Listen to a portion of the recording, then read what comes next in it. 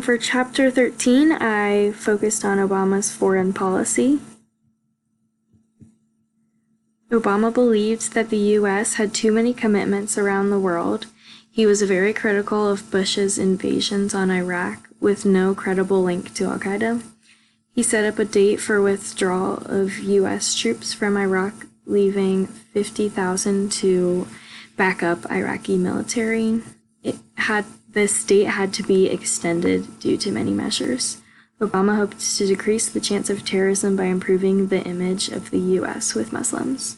He reached out through speeches and by defending a Muslim leader to place a mosque near the Twin Towers. He banned the use of torture on people imprisoned for terrorism and pledged to close the prison in Guantanamo Bay. He was not able to close this prison because of opposition from Republicans.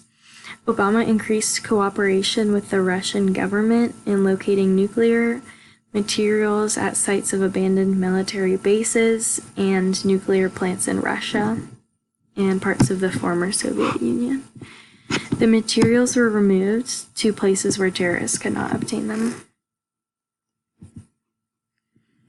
And regarding environmental policies, unlike George H.W. Bush and George W. Bush, who had spurned international treaties to control climate change, Obama wanted to move the U.S. to the forefront of environmental controls.